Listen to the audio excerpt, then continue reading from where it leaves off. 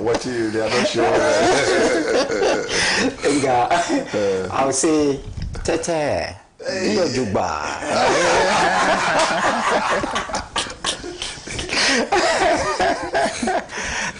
So let me also speak tree, right? If I try to sign. And a little away. A little away.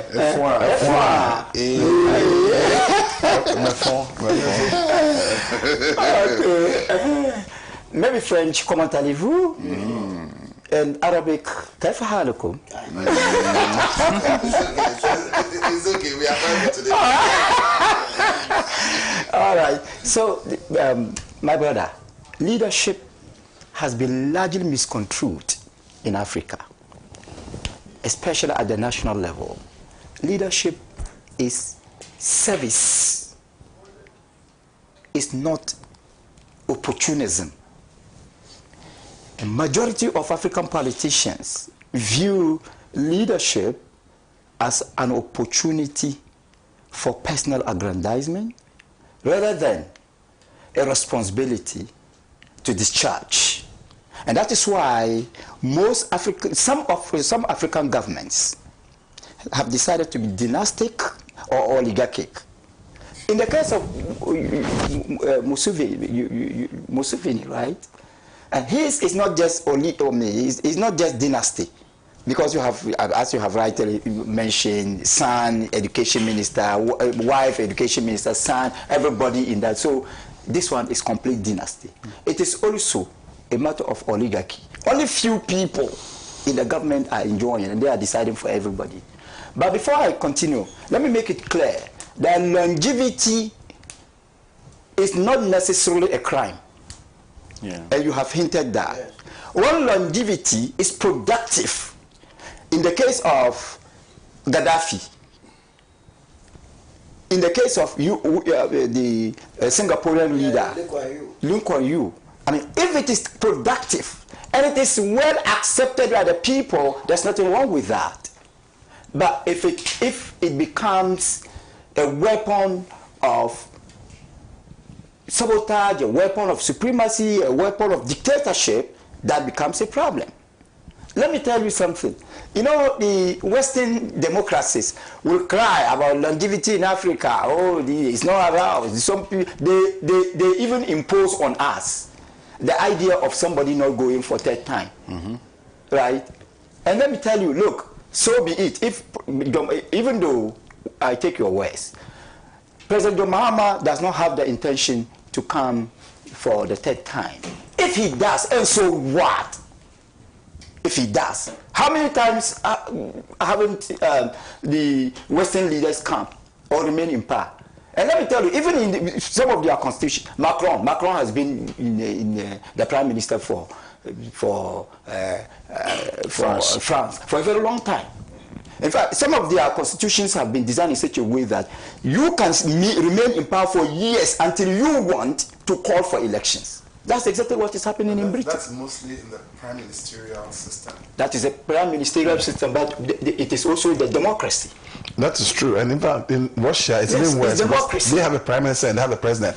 And the man has shuffled between president and prime minister. Democracy. I'm talking about democracy. Yes. You understand? Whether the prime minister type of democracy, in the case, let me say, whether it's the Westminster system, the parliamentary system, that gives rise to, that gives the opportunity to prime minister, or the American presidential model, it is democracy. Whether it is the French democracy or the Ghanaian democracy, it's democracy. I do not want us to be thinking or to be deceived into thinking that whatever happens in the West is correct and whatever happens in Africa is wrong. No, because in the West, some of them, we have, even the Westminster system in Britain, in the British Constitution, the Prime Minister can decide to be in power for centuries until he or she decides that this time round I can see that my party can do well, and then the person calls for election. It's there. And it is part of it's accepted by the people. So if it is accepted by the people, there's nothing wrong with that. So if longevity is not a crime in the West, it should not be a crime in Ghana. And that is why, for example, Dr. Kwame Nkrumah came with one-party system, right? And arguably made himself lifelong president, right? Right? No, not true, but continue. Yes. Not true, but arguably, I'm saying arguably. You understand that? Arguably. Yeah. You understand that? Well, it was a crime to, you see, that we practice. However, you see, that we practice. However, if the longevity is not accepted, if the longevity is not productive, if the longevity is not in the interest of the people, then it must be fought. It must be crushed. Let's make the distinction. So that we do not sit down here and think that, oh, Macron can be in power for centuries, but Museveni cannot be in power for centuries. No, not at all. If Macron, if the French constitution allows Macron to stay in power and to call for election whenever, anytime he deems fit, so be it. That is what they have decided to do. And if it is good for them, we should also be able to practice a kind of democracy that is good for us. But in the case of Museveni, we all agree that it is not good because the man hasn't been able to run the country well. It is complete dictatorship. Medros regime, family and friends. Yeah. You can't compare the Ugandan experience to the Libyan experience in the case of Gaddafi. Gaddafi was productive, he was a good leader, he was called a dictator, fine. Even Winkon Yu was also called a dictator, but they built their countries. Both of them built their countries. The two are different. So let's not sit down for the West to describe or define democracy for us, define autocracy for us, define any aspect of governance for us. That's not true. That is what is suitable to them. But let me tell you something. It is up to the people of Uganda to rise up if they think it is not right. They have to rise up. And they must not fear the military tanks. People have done it. No dictatorship has voluntarily dismantled. In the history of the world, there's no dictatorship that has voluntarily relinquished power to the people. No. Every dictatorship is fought and dismantled. And it is up to the people of Uganda to rise up, to ensure that they have a responsible leadership that will be in line with the democratic values that they have assigned themselves, democratic values that they have decided to enjoy. If they fail to do that, no one, no African Union, not ECOWAS, no regional body, nothing, no one can do it. Not even the West can do it for them. And if they are not lucky to allow the West to come and do it for them, it will be in the interest of the West and not in the interest of the good people of Uganda. So my point is clear. African leaders, maybe in the name of sovereignty, will not be able to do anything. West may come and impose on Uganda Western values, Western imperialism. It is only the people of Uganda who can rise against this dictatorship and let everybody understand that longevity itself is not a crime. What is a crime is unproductive longevity, longevity that is characterized by autocracy, longevity that is characterized by economic mismanagement, longevity that is characterized by economic corruption, longevity that is characterized by retardation rather than development. And I appeal to the people of Uganda to rise against this murderous dictatorship. Let the Museveni understand that whether he likes it or not, he will go.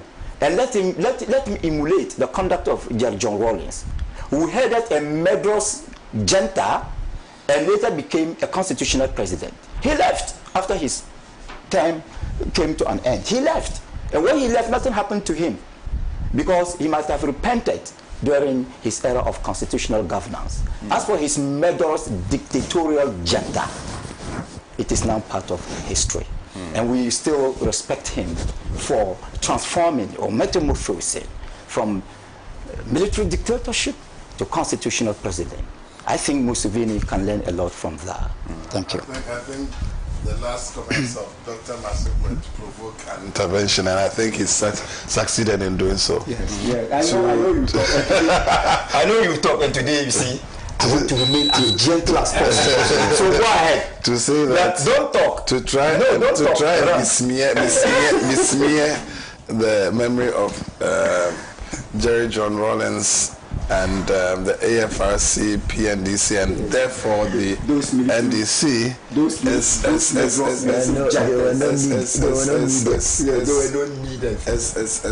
sad. Medros gentes. Yeah, well, very well. I mean, we know the history of this country. But I love Jerry Rawlings. At the end of the day, he ended his Medros regime and became a responsible constitutional president. So he repented. He repented. No, not to stretch this, but I think that the history of Ghana is being retold, and it's important that we put things in perspective. That's the only reason I'll do this intervention. Otherwise, I would have left it as such and let it slide. But young people are listening, and they may assume that everything that's said on television is true. If you take the 1966 school, that was the first school in Ghana, aided by the CIA and the antecedents of the NPP. In fact, we know the J.H. Mensahs and the other elements, the stalwarts of the NPP who facilitated that and became beneficiaries during the Busia regime, including the father of former President Akufo-Addo. Point of correction. Please. You are going into the dangerous arena of equalization. I'm not doing equalization. I'm saying that we know the antecedents of all the coups in this country, from the one that toppled Dr. Kwame Nkrumah to the one that toppled, all of them were useless. None of them is useful. I'm not saying all the coups are useless. From the one that toppled Dr. Kwame Nkrumah to the one that toppled Dr. Masuk, all of them are useless. Dr. Masuk, I just was placing things in proper context, and I'm saying that the history of Ghana needs to be told and told properly, and not be selective. I mean, we've had instances where people are now crying about Edu Lodge, and so for you to add this Medros thing as though you're actually making a case for Tokenu's Edu Lodge. So I just wanted to place in perspective that Jerry John Rawlings is not the architect of Ghana's first school. No, he was saying Medros. And meanwhile, the matter of the judges and the military major is fresh on the minds of people. I'm not even referring to that. There are viewers out there. Look, the Ghana Bar Association has piggybacked on the useless press conference that was held by the Chief Justice and made another call for the bars, the beer bars, or the Mrs. Jogate bar, the MPP bar. Right. So I just wanted to ask you in context. But to be frank with you, I'm not referring to the killing of the judges. No, but I'm saying just to make sure that people don't assume that Rawlings killed some judges. Please, I think I have to give you an aware. We have a lot of topics for conversation this morning. I want us to next look at the Ablekuma North elections. The Electoral Commission of Ghana has come out to say that there's going to be a rerun. Some 66, Mr. Uzi, 66 polling stations? No, 19 or 66? NDC wanted a total of 62. Okay. Rerun. 38 rerun. But indeed, there were much more than that maximum. I think that if the EC was actually fair, then they should have had the whole election rerun if they wanted fairness.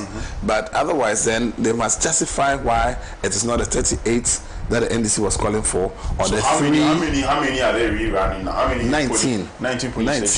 But why? You see, the basis that they gave for this now makes it very clear why some of us are saying that Samuel Abu Janapor should not be in Parliament.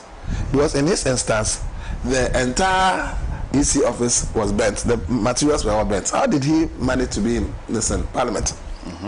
The EC took some people to another office and made an appointment. They appointed him as MP. I mean, how do you appoint an MP? It's supposed to be the people's vote. So I agree with the MPP on this occasion that the EC, the Jane Mensah, Bosman Asari, Apia Hene led EC are not just incompetent, they are not fit for purpose. I was coming to that. So let's. I mean, since you've already started the conversation, I'll start with you on this.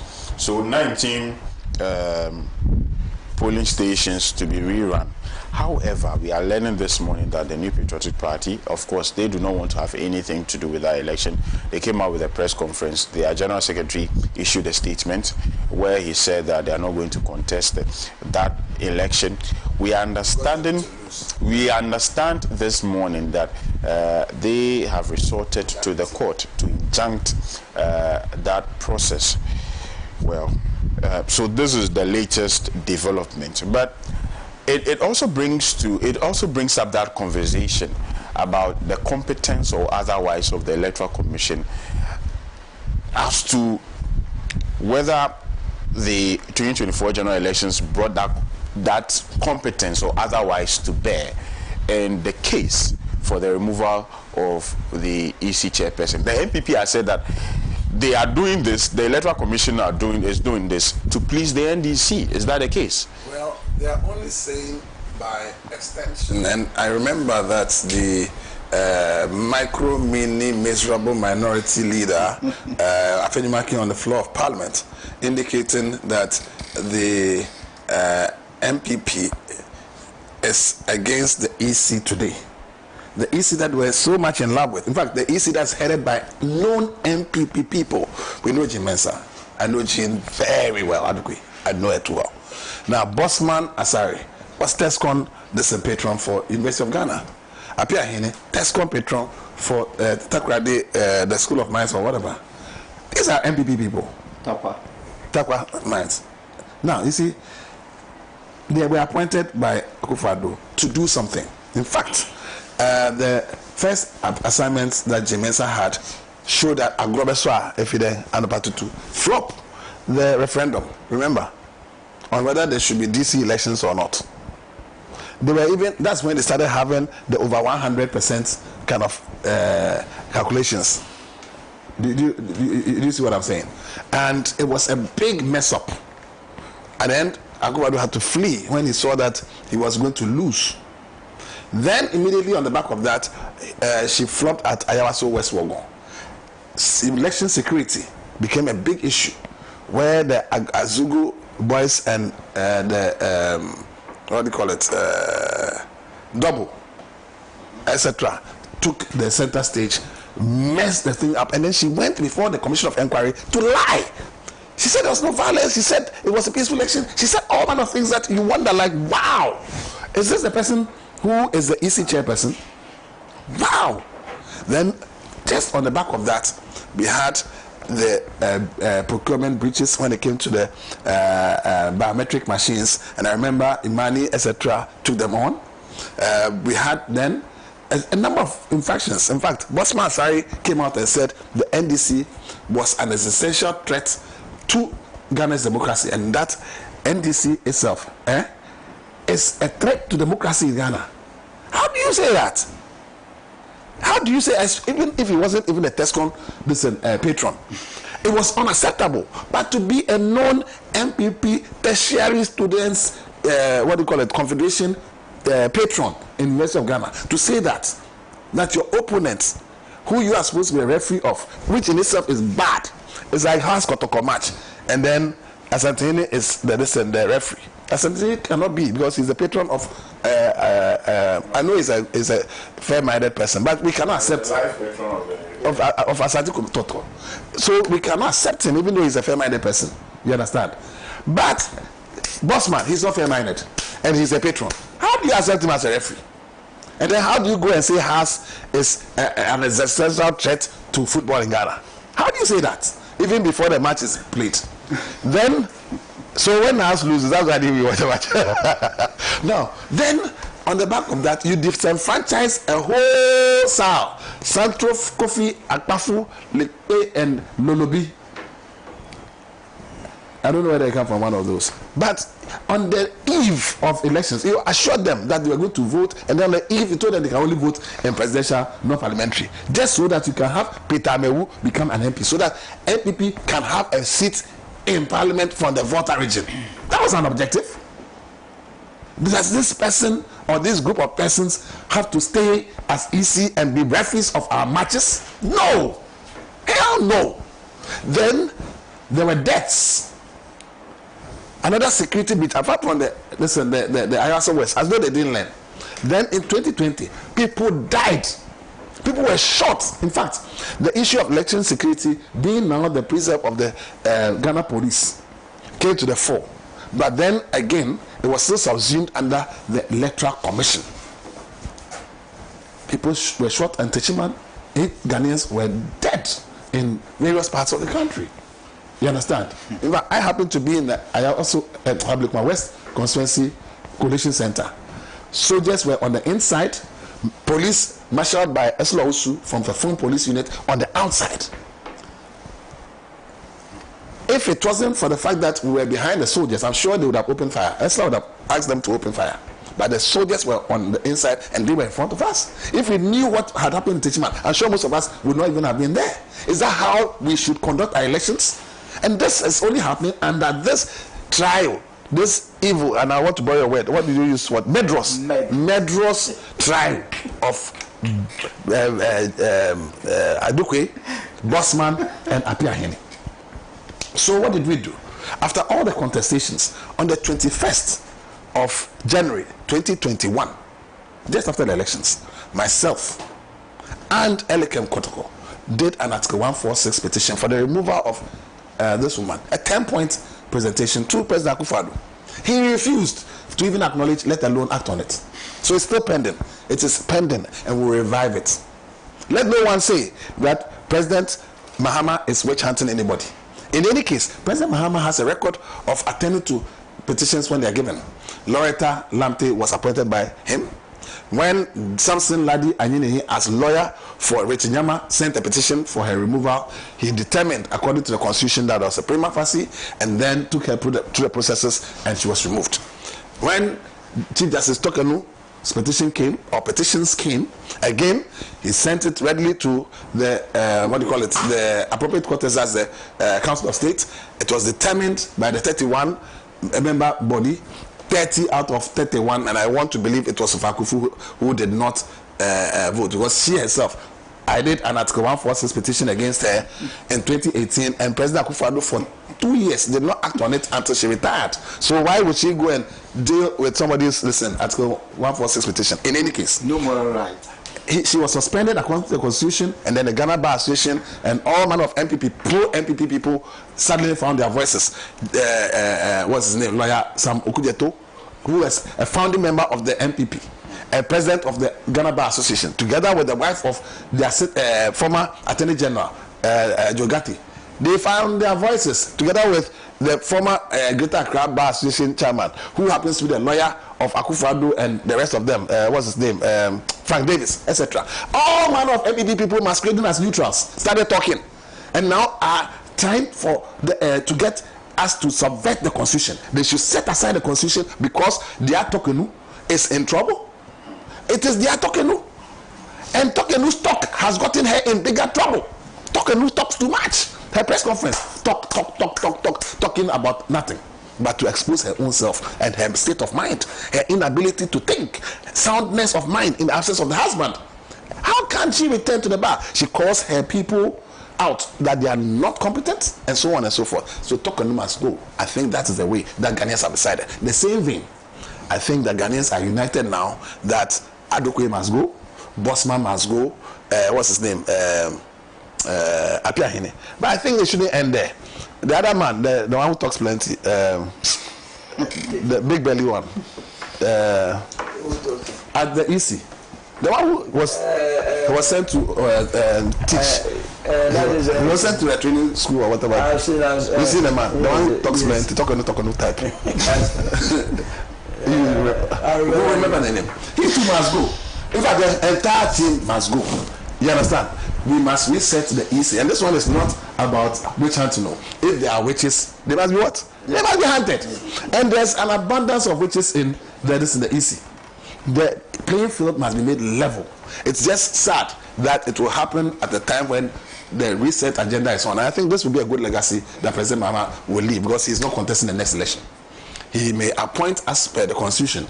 If the Constitution review comes up with another mode that people should apply and be, go through the processes and so on, so be it. But until that time, the Constitution of Ghana remains the Constitution of Ghana. The president has the powers and he will appoint. But they will go. CDD says they must go. Every CSO that's now talking says they must go. Ghanaians say what? They must go. So must Aduke stay. You. Must Bossman stay? You. Must Abiahene stay? You. Everybody says what? They must what? Go. Going. It's united. MPP is saying they are useless. So you are even their own MPP says what? They are useless. They are not fit for purpose. They must what? Go. Abi? So I think that the time has come. But the bottom line is that the Ablikman North election is not an aberration. It is not in isolation. The Damongo election is hinged on the waste of Ablikman North. The same EC conducted that thing. We must look into each of those ones. In fact, I remember I was there. I was at the collation center, the EC collation center that they created at the CID place. Anodompe should not be in parliament. It is true. He didn't win. They used fake. Look, me personally, together with my colleagues who were there, we saw the pink sheets that had been doctored. They even admitted to it. The MPP, falsified, electronically generated scanned copies. What they were trying to use. We opposed it, and they saw that it did not tally even with their own thing, and yet another parents in parliament. Now the MPP is saying that in the case of during their press conference, their general secretary was saying that in the case of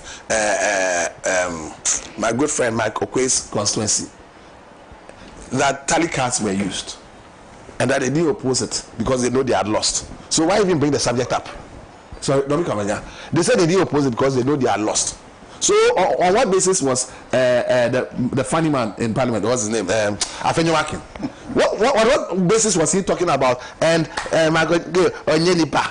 What nonsense? That guy, honestly, he talks. I don't know how to say it in English. Sound mind. So the famous of the Constitution were right that people of sound mind alone should be in parliament. Sure. And you are saying that Afenyo is not of sound mind. Doc, you have said it. Doc has said it. He's not of sound mind. So Afenyo, you are ready for the doctor. Go to the doctor and check your mind. You are not sound. But on a serious note, you see, the MPP is talking from both sides of their mouth when it suits them. They benefited from the EC's incompetence, their bias, their wavering, flip-flopping nature when they were in power. And they are saying that the NPP is losing that group because they have lost power. And that it is only when you're in power that you can get this particular EC to support you. Do Ghanaians subscribe to such an EC? That is the question. And it goes beyond an election in Ablikman North. Look, any day, NDC will win the Ablikman North. Referring to one Dr. With your description. Yes. Some listener, some viewer has given it as a listener. I didn't want to name anybody because that would mean that based on your description of being extremely loquacious and having a pot belly, I'll describe somebody. I'm not against pot belly people. My swag is not exactly flat anymore. I'm not against pot belly people. And Solo, I beg you, forgive me. Forgive me. It wasn't targeted at the pot belly fraternity. Mazu is quite okay. He's not in the pot belly. The belly. So about pot bellies. I was saying that the man who talks. So that one, and the man, honestly, he must also go. He's also not just incompetent, but he's also shown to be a flip-flopper. We don't need a flip-flopper. They have not been able to, as it were, give us the definitive numbers in terms of the election results to date. Not only for this one, but for the previous one. They have been given multiple results. I mean, the guys are just not fit for purpose. And they must go. So I agree that the MPP score that the EC must go, and the NDC's call that the EC must go is an equivocal call by Ghanaians, including the civil society, that the EC must go, and it must go clean. It shouldn't be just the few at the top. It should be a clean sweep, a total reset, so that we can have a credible EC going forward. Just like the Supreme Court, just like the court system or the judiciary needs a reset, NCCE must have a reset. In fact, Ghana must be reset totally, so that we can be free of everything and have a good Ghana going forward. Right. I'll take time to do a few messages. I have a number of them that have come through from WhatsApp, YouTube, and on Facebook. Let me say a good morning to our YouTube viewers. Janet Jemutai, it says, greetings family. Janet, thank you so much. You are doing the watching on YouTube. We are extremely grateful. Please, good morning. I am Amos from Asinfo, so I'm appealing to you to take time to discuss the activities of the FDA. They are rather killing Ghanaians. Please give us details. What activities exactly of the FDA, the Food and Drugs Authority, are you talking about? Let me know. Dansu Amos. Thank you for your message, by the way. But details. This one here says the name Ajay is referring to is Dr. Siribokwego. Of course, I mentioned that earlier. Good morning. Good morning, Bless. I'm enjoying this program. Good morning, Pan-African TV. How does one apply for EC chair? Upon reviewing all incompetence of EC officials, I realized that I'm more competent than Jane Mensah and her team, even without having their qualification in education. Okay, thank you very much for your message. Very well noted. Salam alaikum. Bless. Please tell Uncle Kwesi that I hope he will make his book affordable for us to be able to buy one, because I must read it. Okay, Bibi from Usuku. It goes on to say that, good morning, Bless. What does the old folk Uganda president wants to do at 80 that he couldn't do at 40 in the past years? Exactly same mistakes Ghanaians did by bringing an aged person who came to mess the nation up, and here we are struggling. African youth should rise. Okay, thank you, Bibi, for your message. Good morning, Pan-African TV. John Mahama has introduced no admission fees for tertiary institutions. He said it in his campaign message, and he has done it so far. Over 15,000 students admission fees have been paid. This free admission initiative is unprecedented. No government in the issue of Ghana has given free admission fees to tertiary institutions except the NDC government.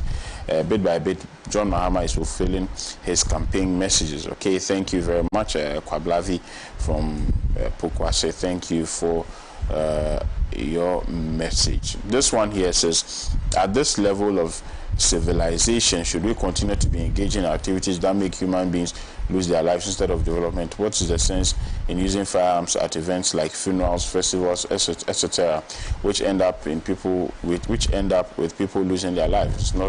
Is it not outmoded and an unreasonable tradition? Asanko from Santa Maria. Thank you, Asanko, for your message.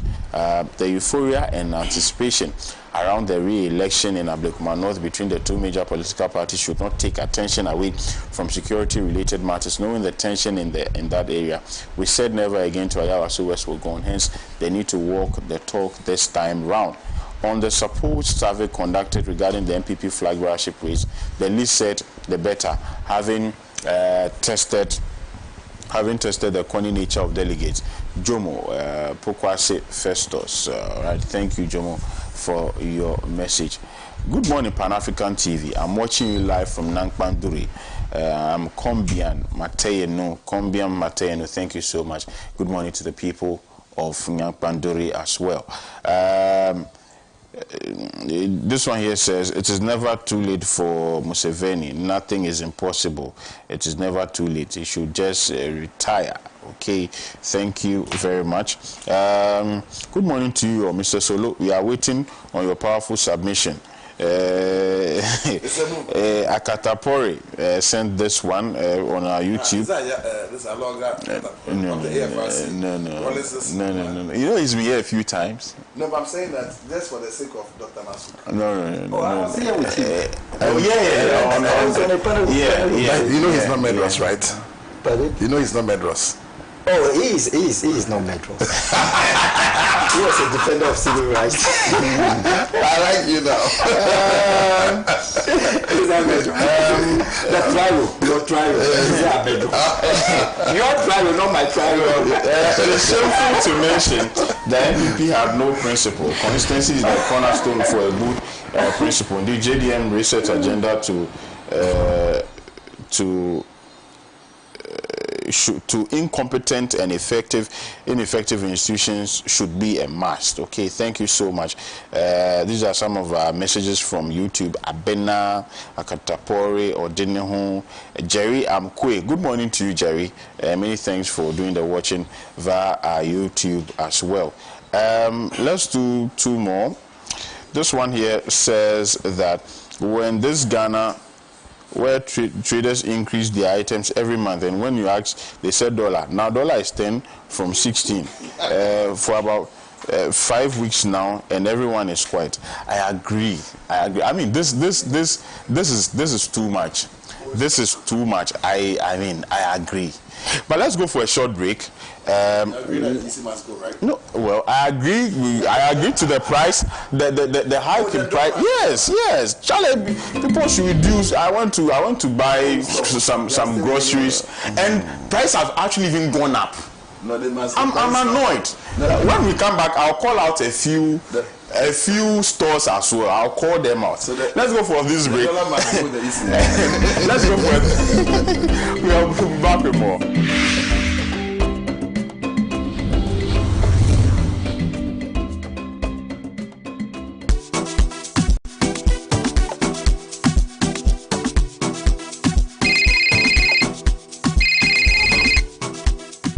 Hello, Madam Bola. How are you and how is Lagos? Kwame, Lagos day.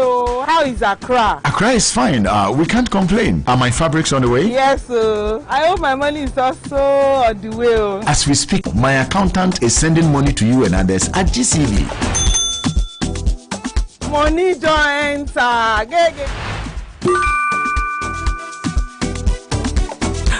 That is a lifesaver. Yeah, Lady D. What's up, baby? Tia, I got the money. Oh, that's beautiful. It was fast. Oh, and guess what? It was so easy and faster than I thought. I'm busy right now. Let me call you back later, yeah? All right. Love you, baby. See you soon. Bye. From country to country, make seamless transactions across Africa with GCB. For more information on PAPS and how to get started, call toll free on 0800 422 422. GCB, your bank for life.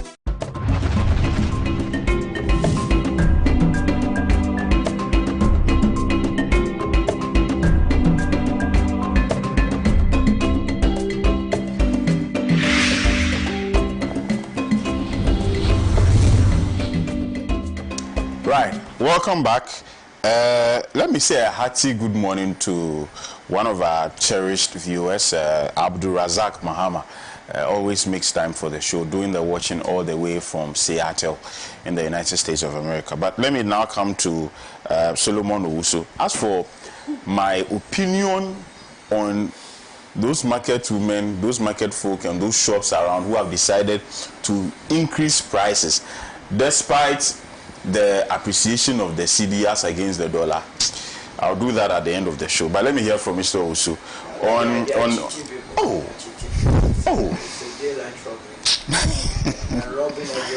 if we have price control, I mean, but in a country where we even price based on political lines, we have lost it. I don't think the 1992 democracy, we understood it before we even jumped onto it. There has to be a conscious effort to, as it were, educating the mind of the Ghanaian. We are dealing with the Ghanaians. That's why when the Nigerians come here, you know, now the Nigerians are taking over our retail market. Yeah. What the Ghanaians are selling for 10 cedis, they sell it 2 cedis, 3 cedis. Yeah, but they are okay with small margins. The small profits to make. So they sell more, they sell faster. But when you sell, you make it. Yeah. But the Ghanaian wants to make all the profit with just one go at it, which is not. Yes, Joe. Bless the Electoral Commissioner, if she was mindful of her integrity, by now she'll be out of the office together with all the deputies.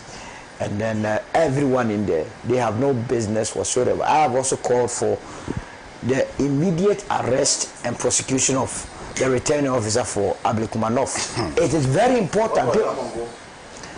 I'm coming there. You see, any failure to arrest the returning officer and prosecute him sends a very dangerous precedent for the future of elections in this country. So that anybody can go and take up the position of a returning officer, messes up and say, I've recused myself, go and sit in the house when the country struggles to find solutions to our problems. What are we discussing at Ablekumanov? That an institution mandated under our constitution to organize elections for us. They are supposed to organize and supervise elections. So they invite parties to take part in the election. Mind you, when we go into any election, all the political parties, their pin sheets do not matter. The only pin sheet that matters most is the pin sheet of the Electoral Commission. The Electoral Commission. Because they are the referees. Now there is a reason why the CI 127 also says that after close of polls, when all has been counted, the results are pasted at the various polling stations. So that in times like this, all that we needed to do as a country is to go back to all the 19 polling stations that are outstanding, to go and look at what the EC pasted there, we do the collation, and then we are good to go to declare who won the elections. NBB is saying that they don't have their pin sheet. NDC is saying they don't have their pin sheet. The referee too is telling us that he doesn't have his pin sheet. What sort of madness is this? And we have the Electoral Commissioner still sitting down there and organizing press conferences. We have the returning officer there sitting in his home, chilling. So that in election 2028, what will be happening is that we go and buy the returning officers of the various constituencies. When I know I have lost, all that I'll go and tell the returning officers that, hey, go and burn your pin sheets, so that we don't declare who won and who lost. Are we not building a banana republic? Are we not creating a chaotic situation in the future? That is why for me the first thing to do is to make sure that that guy is answering questions before the court. As it is, I have listened to all the press conferences of the Electoral Commission, and I have not heard anywhere that they have reported a single source to the police. We have been told that tax, they bent, what do you call it, the pin sheet. Has the EC returning officer for that constituency reported the matter to police? If the matter has been reported, have they been following, and what is the police doing about it? You have not reported anything. All that we hear is that tax has hacked you. How can we believe this cock and bull story? I was thinking the entire constituency will even be rerun. I'm telling you. Because as it is, all the pin sheets are in contention. But at the end of the day, I hear the two parties have agreed on a number of them that they have accepted most of the pin sheets, leaving about 37 or so, and which some of the presiding officers have also confirmed about 17 out of it, leaving 19 for us to go for that election. At this stage, litigations must at a point come to an end. We cannot be litigating all our lives. We cannot create the sad situation once more, where people were denied representation for 4 solid years. It can happen. As we speak, Ablekumanov in the capital of Accra is without an MP. Is it not shameful? Is it not sad? So the two political parties, they must go back, do their campaign very well, and as it were, make sure that we bring this whole thing into conclusion. Each one is saying he won the election. Is that not the case? Yes. If you won, it means Thank you, banners. So you won. It means that people voted for you. Is that not the case? Yes. We are not going to bring people from Kosumokaya to go and vote at Ablekumanov. It's the same people that voted on the 7th of December. That will be voting. And so that's why I was so surprised as I went, my country. I was so surprised when I heard my brothers from the New Patriotic Party say they were going to court. And I said, what is happening? Something must be wrong somewhere, honestly. Because I looked at the polling stations that are outstanding. Nyameche, Awoshi. How can anybody convince me that NPP that will close his eyes and win Nyameche handsomely is running away from going to have a by-election in Nyameche polling station? There's something is totally wrong. There is a deep-seated problem within the NPP that has to do a rebranding, a reorganization. Awoshi. NPP will win it with that hustle. But it seems to me that they don't have that confidence. It seems to me that money is a problem now because we have shifted from doing politics of ideas to monocracy. You remember the by-election in Kumewu? You know the campaign that was waged there?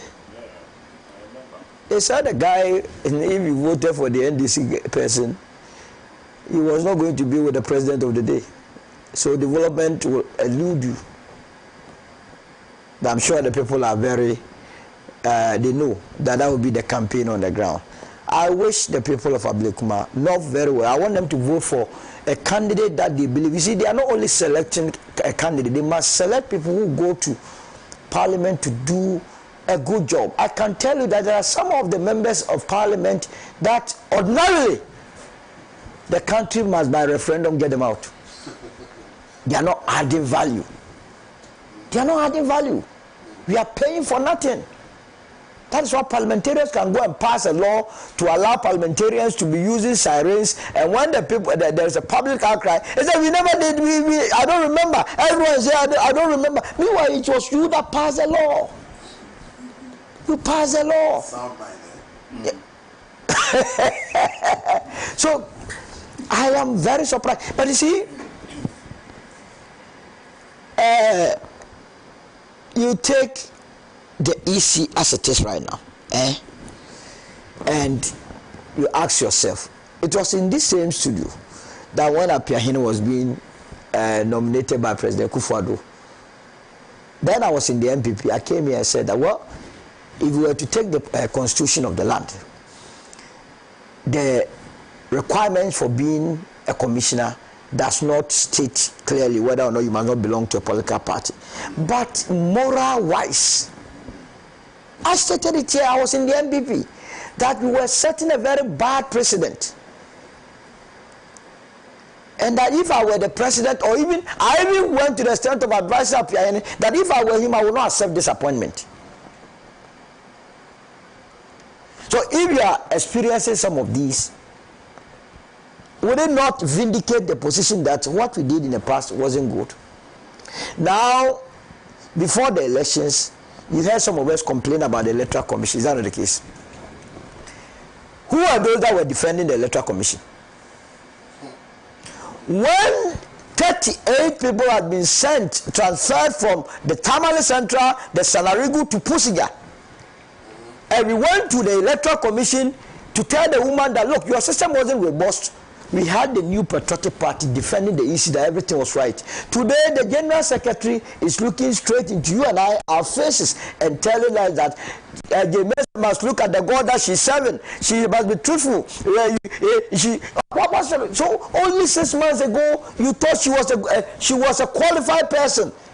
Now she's not. That is why when we are looking for somebody to occupy a position, we must go for quality. Forget about partisan positions. Now it is the MPP that is leading the crusade to sack Jemesa. They have made the matter so simple.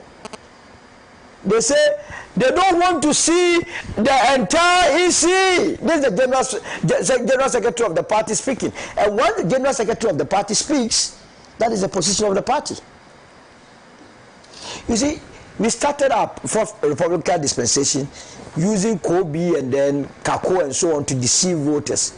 As days passed by, we started refining. People started seeing politicians for who we are.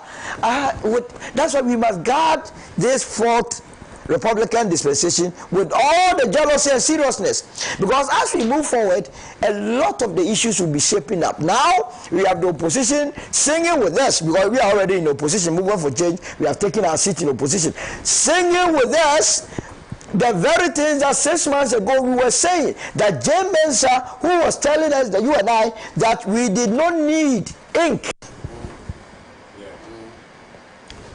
We hadn't told Jay Mensah that we were tired of having inks on our fingers. This woman said, no, you were dirtying your fingers. You understand? Let's go for, we have qualified people in this country. We have people that really wants to work for the betterment of this country. We go for such people, we will not have such incidents. Ablekuma, the people of Ablekuma, go and vote in peace, vote for whoever you think can lead us into prosperity, and not too much about who is this party, who is that party. This party, that party doesn't put food on our table. It's about the quality of representation. And to the political parties, go there and campaign. MPP, NDC. I understand the NDC is campaigning. MPP candidate, stop that business of I'm not going to take part, because the election will be rerun and a winner will be declared. You did not run the organize the elections. And I'm not too sure she would have understood, and I would have helped her if indeed this same situation was being played against her, that you don't have the pink sheet, original pink sheet, and you say we should rely on your scanned copies. It wouldn't happen that way. And I'll end by saying that if you are not going to go to court on the returning officer, I myself will sue. I will go to court. That they must draw. Damongo, as for Damongo, and the reason why I've stopped talking about it is that the very person who contested Abu Jinapo, that is Muta Wakili, is at Ghana Water. Yes. He has relaxed, he doesn't give a hoot. He's the person who and the NDC executives in Damongo, when was the last time you heard them speak? I'm not an NDC member. I am not the one who contested. But the election is beyond NDC. Now let me tell you, I need data. The people who are the active participants, exactly. They have kept quiet. The contestant, the one that contested is at Ghana Water quiet. He hardly calls about it. So satisfied. So do you want me to go and waste my time on it? No, but I think that in fairness to the people of Ghana, knowing Solomon, I won't go and enter into something. I will need data. Listen, I will need information. No, but listen. This is what happened. Yes. The ballots were bet. Yes. There's no material. Yes. There was no collation. Yes. There was just an appointment of an MP by the EC. Fantastic. So that is the issue. So what is the person that contested him? No, this is about an election in Ghana. Election in Ghana. Not about two people contesting. No, I understand. The people are not in NDC parliament, yes, or MPP parliament. Yes. They are in the parliament of Ghana. So if I go to court tomorrow, if I go to court tomorrow, yes, I'm giving a typical scenario. Yes. And then the person, the MP now, Someone comes in and says the one who supervised the LI2624. But the one that they gave the Atumota Forest and yes, he gave that. He wanted to. You think he's rewarded with an appointment as MP, not an election? I disagree that you have to be in parliament. But what I'm saying is that if tomorrow I'm asked, bring evidence, and I'm going to rely on the NDC and he's chilling. Why is he there? But the point is that the materials are bent, so you don't have the evidence. Yes. Neither does Mutawakil. Yeah. So why is Mutawakil not challenging? Why should somebody fight? Why should somebody fight Mutawakil's fight? Are you interested in fighting for himself? Are you fighting for Oben? Listen. What I'm saying, I'm not fighting for Rabna. Yes, you are fighting for Ghana in Ablekuma North. So I'm saying that why are you fighting for Ghana in Damongo? There's no evidence. Damongo, the person there must be capable. No, but I'm not to Muta. Don't let us go. Why are you taking that Muta Wakili? But listen carefully to yourself. Damongo, there's no evidence. Why is Muta? So why is that? Why is Mutawakil also disinterested? And the NDC he didn't water your house. He's working now. To Ghana, I'm saying that to you. So I will love you. People love you. The way you are fighting Atla that I've been supporting. You know why I support? Yes. Because I see you as fighting, and I believe you are fighting a just cause. Yes. So you are taking the lead, and I am supporting for posterity. The person to take the lead for some of us to support, he is chilling at Ghana water. I say I should go and do what? No, he's not chilling. He's trying to get you water where some Abuja Napo. If I were in the NDC, I would never let you contest any parliamentary. He's weak. So weak. Solo, listen. So weak. Solo, Galamsey has destroyed our forest water, and the water is what? Abuja Napo has for the water. Some Abuja Napo. So AKORLASOR is trying to get you small water to drink. That's why you are angry. So no, but he's trying to get you water. Water is life. He doesn't. Water is life. Can you imagine what a clean election? No, but that election. In fact, the first call was that the NDC won at Damongo. Yes, that was the first call. And then they bring the place only Damongo. No, you see, NPP have told us that 2 years ago they knew they were losing the election hands down. They have not come out to say it. They've confessed. So they took strategies that will make sure that in some places, some people return to parliament. Some Abuja is one of them. And therefore they bent the whole thing down. So there's no evidence of an election. If there's no evidence of an election, what should happen? And we know. Right? There should not be somebody sitting in parliament. Right. In conclusion, I don't want to go by what my brother is saying. He has to, Mutawakili has to lead for anybody. I'll talk to Mutawakili. As you are believing and the people believe in what you are doing, including myself, that whatever it takes that we have to help you to do justice to the people of life. I'm very happy this morning you are saying that you are declaring and you will appeal to the conscience of the people of life that they must listen to him. It's for posterity. In the same way, Mutawakili and the NDC executives, including the regional executives in Savannah, should be mindful that elections have consequences. If you are not interested in protecting what the people give to you, then you have no business being in politics. The people of Abdulkumanov, you have to go and vote. There has to be an MP. Be it an NDC or MPP. At the end of the day, whoever becomes the MP is representing the entire Abdulkumanov. Do you live there? I live at Okakwe South. Sorry, people would have loved to see you on the ballot, eh? So the two ladies, they are ladies too. You see the way they are fighting. No, they are not fighting. Odin is a lady. And when they are incurring cost, you know, they are still paying people school fees over there. It's even more difficult now because now you can't afford to offend anybody. But you see, if Obin was in Ghana Water, she will have resources to pay the school fees. You see now. Mutawakili went there, he's not going back to you.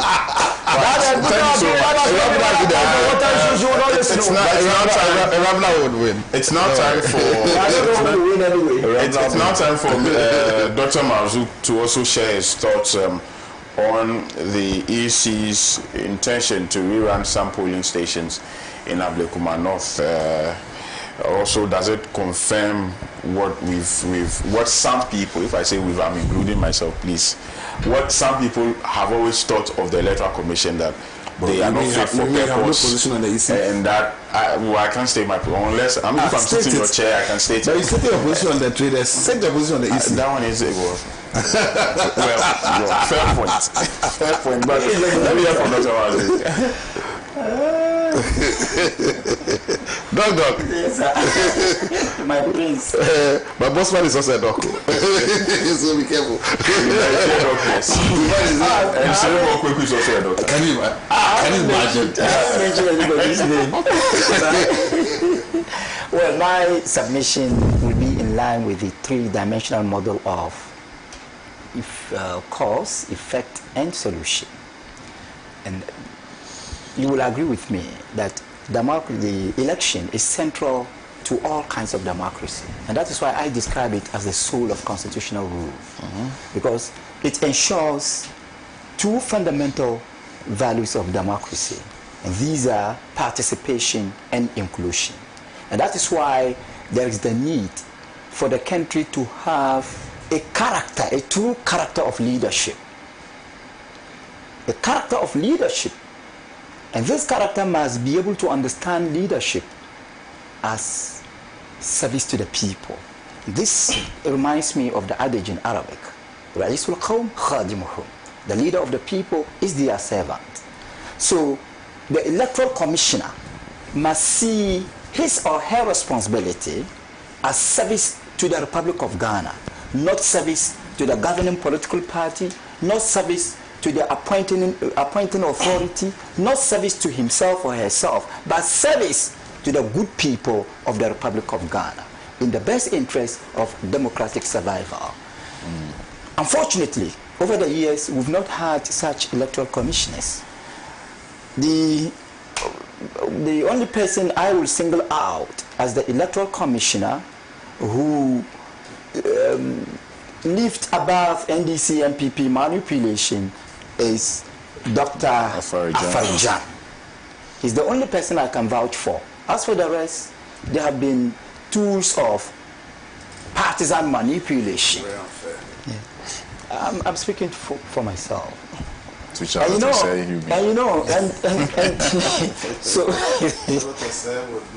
well, that's your opinion, please.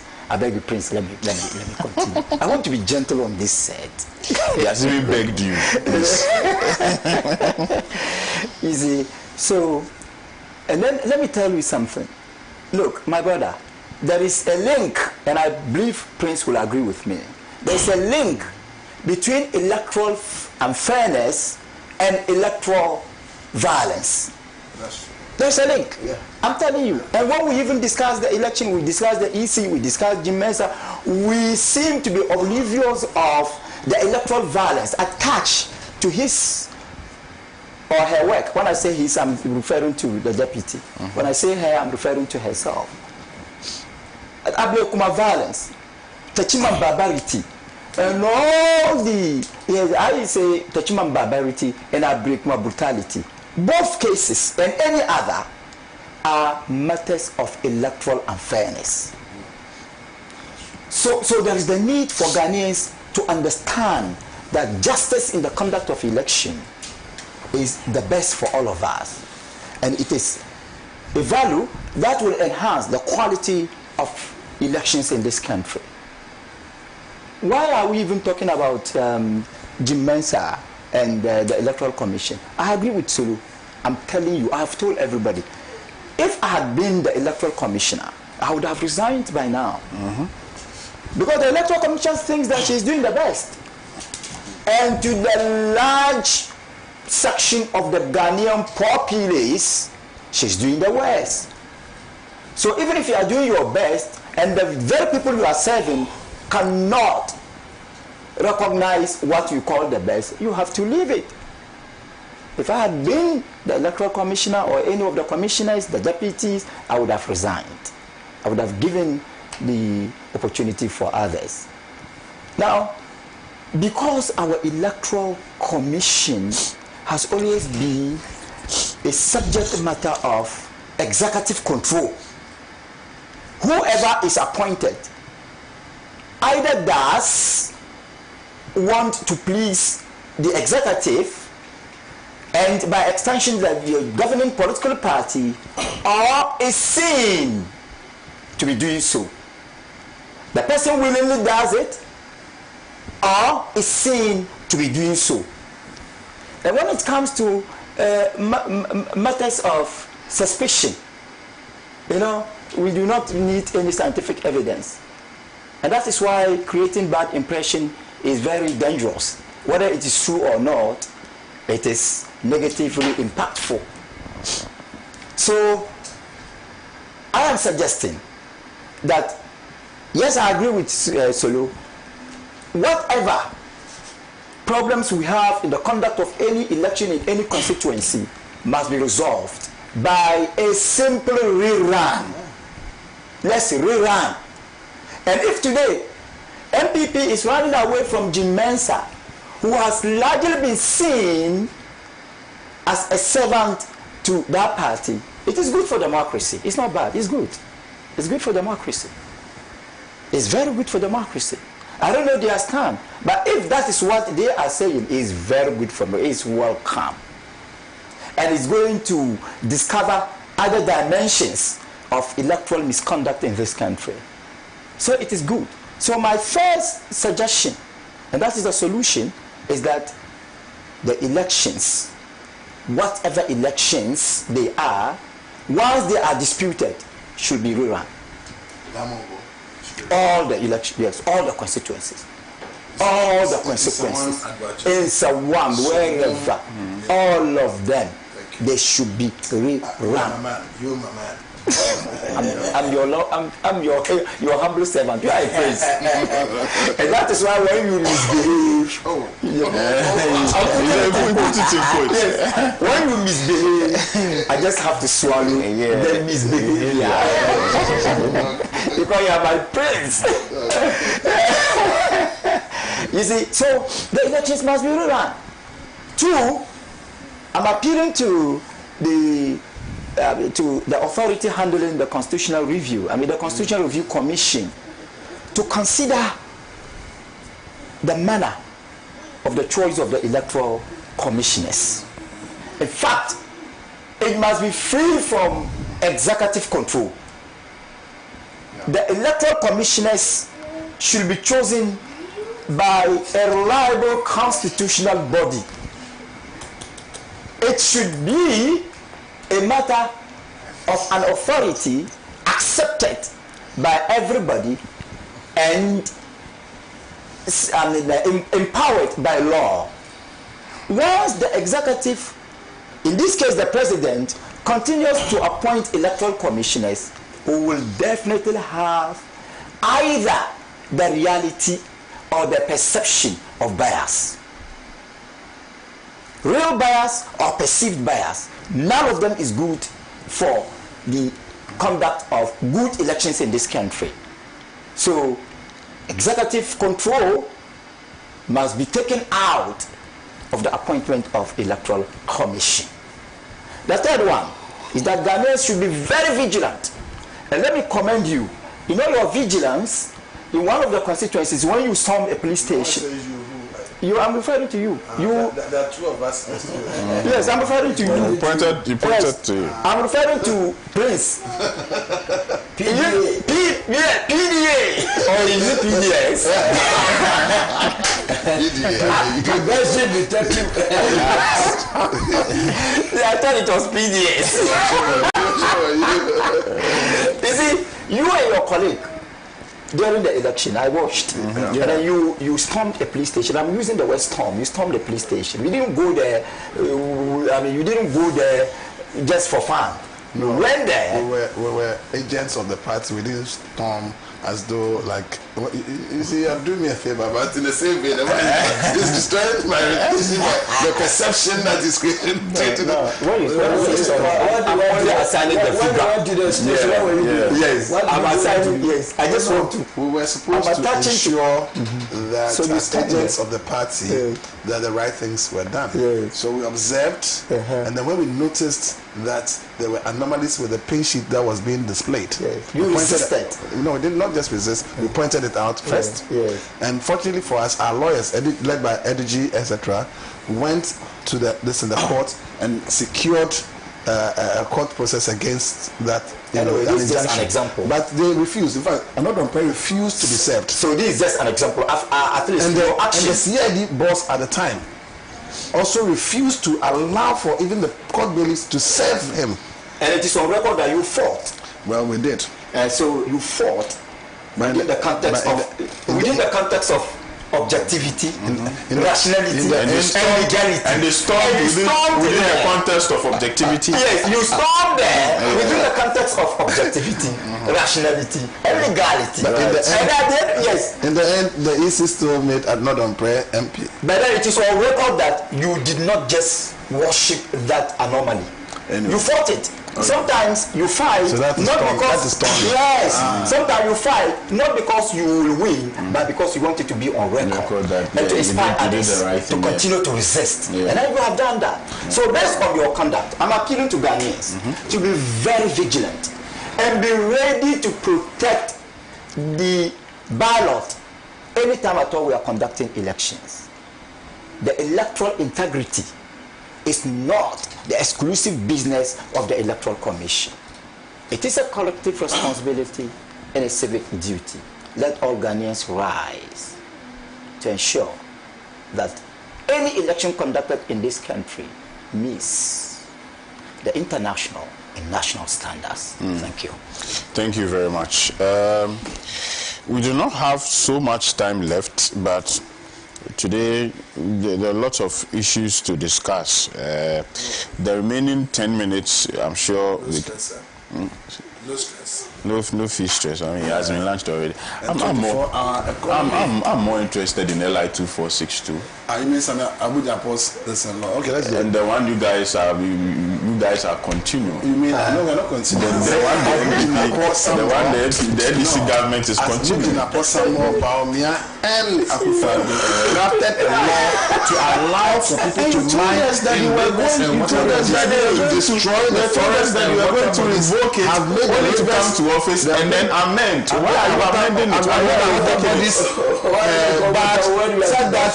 No, I'm just saying that they have made our water bodies said that the water company cannot even use it to make water. That's what he did. And then Mutawakil is trying to give you water. You're laughing now. It's giving you water, you're complaining. So I mean, two administrations, same pattern of betrayal. No. You are not telling us. You are not doing what you told us. You are not doing what you told us that you were going to do when you were campaigning. You told us categorically that you were going to revocation and amendment. I mean, two different things. No, listen. So why have you not revoked it? Listen. Is it true that some functionaries of the NDC are also engaged in Galamsey? Is it the reason why you are finding it extremely difficult to revoke LI 2462? Have you now forgotten the excesses of Galamsey on the Ghanaian people? I like your interrogation style, but I'll address the issues one by one. First and foremost, you do not have so much time, by the way. 3 minutes. Very little time required to address the issues. First and foremost, we do not care whether you are NDC, MPP, whatever your social class, whether your ethnic grouping. If you are involved in Galamsey, if you are a Galamseyer, if you are a Galamsey kingpin, queenpin, financier, enabler, you are a criminal. And you must be arrested and prosecuted. Is your government doing that? Hold on, that's one. That's what the government has said, and that's what the government is doing. Number two, who have you arrested? Hold on, please. We've arrested Ghanaian. Which kingpin have you arrested? Have you arrested? Did you see one crime recently? Now listen carefully to me. Now I'll tell you something. If you're Chinese or not, Indian, etc., very soon, and now the moratorium is off. Initially, they were being deported. Look, the Ghanaian courts are going to be clogged if we put everybody on trial. That's the first point. We have a lot of criminals who have stolen our money. The Ken of Reuters, etc., have not joined the queue yet. We cannot afford to have it clogged. The prisons are choked. Do you have detention centers for Galamseyers? And then note also that some of the people are in there for economic reasons. So the government has taken its time to roll out various policies, including the 24-hour economy, all right? Give alternative livelihoods. We have put the water guards in place. We have had all manner of things happening. We have reclaimed almost all the nine no-go area forest areas, and so there's no need for a state of emergency, which under the NPP was the case. We are not asking for a state of emergency. Why have you not revoked LI 2462? That's the question. I mean, I understand all the things you are telling me right now. Parliament. Why have you not revoked it? It's a parliamentary process. It is not. We have an overwhelming majority in Parliament. Why have you not still done it? Saying that why the delay? Listen, we are not ruling by decree. If we're ruling by decree, the president would have just made a pronouncement. That's it. But the point is that documentation have to be done. And do you remember also that the president did not enter into office on the first day with all his ministers in place? Yes. It took about 14 days or so to have some in place, and then they have to go through parliamentary processes and so on. Then they have to enter those ministries, and they have to work with the system to get those documents in place. Look, the civil service is not full of NDC officials. So if it takes a while, it's not a minister who's going to draft everything. But in any case, it's been done.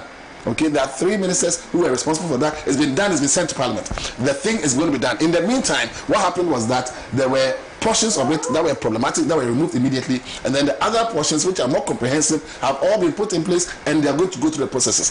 That notwithstanding, the most important thing is the fight against Galamsey itself, and it's being fought, it's being won, it's being waged on several fronts, and unlike previously, you can see progress. In fact, even those NPP naysayers, my very own good friend Ken Ashibi and others, are not able to complain as much. Now, another good thing, Erastus and journalists like you have been put in embedded in the government task force, so you can see and report, and you are given military protection as you go and report. So we don't have a situation where now you go and the military are rather on the Galamsey side fighting you. There's a whole new regime going on. But the key thing also is that even if you go and mine, you should not be able to sell the gold, and that's why the gold board has been put. It's a stopgap measure that was initially put in place, but now has become the mainframe. Today, do you realize that the gold reserves of Ghana has gone up? Do you realize also that the value of Ghana's gold has gone up? Hitherto, they were selling to the market through the Dubai and others where it's for a small fee. Now we are having traceable gold that is going for true value. The gold board is a game changer, and I can tell you that the value of the cedi that is going up is largely attributable to this factor also. So indeed, if you sit back and say that the fight against Galamsey is not being won, it's being won on multiple fronts. Today, you are accusing the traders of not reducing their prices because the cedi has gone down. Do you know that it's because of credible policies of this government in the area of Galamsey, notably the gold board and others, that is causing that to happen? And among other prudent measures that the Bank of Ghana governor and the Ministry of Finance are putting in place. And there are even more that I can assure you that if we want the dollar to go to $1, it will happen. Except that it is not good for us also in terms of other factors. In terms of exports. Right. And the government is working. So just support the government. The people who crafted the thing, some Abu Jinapo, he must be out of this parliament. Baumia and Akufo-Addo, who oversaw that law, should be. Thank you very much, Prince Derek KJ. When it comes to issues of Galamsey, it doesn't matter. It doesn't matter who sits here. Yes. As long as you are answerable, as long as you are part of this government, you have to answer. Oh yes. And we will not relent. Yes. We will not relent in asking the questions. But do you not agree that Mr. Wakil is doing a good job with Ghana? We will not relent in asking the questions and continue to put pressure on government to revoke LI 2462. Fortunately for some of us, we do not have our hands in the mouths of some politicians, and so we will say it as we have to say it. You must comment. Whether you are NDC or you are MPP, we will say it. Or Mr. Osu Alai. So you must comment. Siragbagi has also said that he would make sure that any MP who is involved in Galamsey is removed from parliament without protection. And I salute Speaker Bagman on that. It doesn't matter whether NDC or MPP. We hope that happens. Mr. Osu, let me briefly hear from you. Yeah, so let me greet Alhaji Rahman Jamatutu. I love the name. Alhaji Rahman Jamatutu. This morning. The truth of the matter is that it was a campaign promise that they will revoke LI 2462 and not to amend it. I don't have a problem if they want to go on this tangent, because fortunately there will be 2028. Is that not the case? We will go back to the people and then tell the people what they promised and what they delivered. It's as simple as that. And we might also revoke them if they don't Absolutely. revoke. Yes. The speaker's issue is raising. There are two MPs currently there. One, Iwin Swami, MP who has been banished by his people, that he's involved in Galamsey. The speaker hasn't taken any action. We know these people. And Memphis Central. As for him, I saw him speak to a military officer who was at Galamsey side, trying to convince the man, the military officer, to leave the scene. You know, that man was also cited in the, the Professor Bob Wattis report.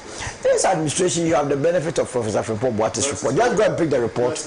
Round up all those that were cited for being Gabi, whoever, Protozua, Diteko, Tego, everybody whose name was mentioned there. Let me see. Charles Bisu. You can't take anybody out. Charlie, when it start, no, it's going to start, but when it starts, Charlie, so I hope nobody's going to sit on the floor. It has to start. It has to start. But what are you waiting for? Oh no, it will start. It will start. No, it has to start. So this one is not long talk. Yeah. What you promise the people at the end of the 4 years, you go back and account. Of course. Yeah. So if you are saying you are doing it, Friday, whom am I? He's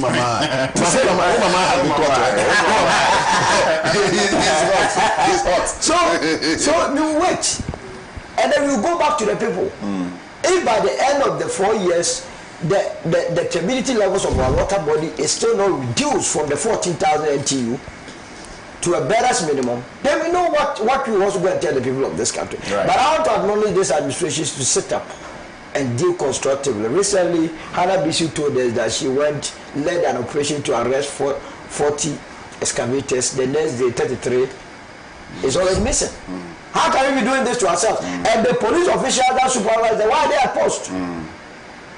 Why must it take Hannah Bisu to be the one going into the forest to apprehend Galamsey? I had Hamza Suhini on this set last week, and I asked him that question, and he was clear in stating categorically that she had no business. Absolutely. She had no business. That means she had literally no business doing that. Yeah. Populist conduct. We can't trust anybody anymore. And I mean, the signal it sends is that there's no coordination in this fight, so everybody could just get up one day and say, there is no coordination, there is no trust, the security is compromised. Yes. Pure populism. I agree. The security is compromised. I agree. Anyway. Well, all right. Thank you very much, Mr. Owusu. Dr. Maruzu, my time is about. Kindly wrap up for us. This whole day. Brother took all the time. That is what I've been doing to us. He will bully us. He takes all the time. He's a royal. Oh, he bullies everybody here. Well, we all agree that Galamsey is ecological genocide. We all agree. Yes. Eco-genocide. Yeah. But we also know that the inability of NDC to revoke that LI is an illustration of the mismatch between promise in campaign and delivery in government. Complete mismatch. But let me be fair to the government. Sometimes when you are in opposition, you see things differently. And when you come to government, the reality dawns and things will be different. So I do not, in fact, I do not blame the regime for the inability to revoke. I only blame the regime for its inability to explain and even apologize to us for the failure to revoke the LR. There is nothing to explain. There's nothing to apologize for. They just have to come and even apologize to us. Because you see, I'm giving them the benefit of the doubt. They are human beings and they have their weaknesses. If you fail to do it for us, you have a responsibility, in fact a burden, to explain to us why you have not done it. And even that, even that, if you fail to revoke it, what is the alternative solution? Because at the end of the day, we want the solution. So my brother, this is a pure NDC, NPP manipulation of the Ghanaian people. But let me appeal to the government. The government, we all love it. The government should do everything possible to ignore the cabal, and serve Ghanaians. And in the end, we will not remember the discomfort of our struggle, but the comfort of our collective success. Right, thank you very much. This is where we draw curtains on today's edition of the show. Today I've not been fair to our viewers. There are so many messages, so many messages from YouTube and Facebook and then on WhatsApp that I should have read. I want to apologize, but I want to thank you so much. Eben from Pristia, Eben Kwashi Everlove also from Dansuman, Ken Williams, and to our viewership, to our entire viewership, thank you so much for your time. Let me once again wish Charlotte a happy birthday. Happy birthday to you, Charlotte. May the rest of your life be the very best of your life. Thank you, Dr. Marzuk. Thank you, Mr. Owusu. Thank you, PDA, for your time this morning. It's been a pleasure. I'll see you tomorrow. Bye-bye.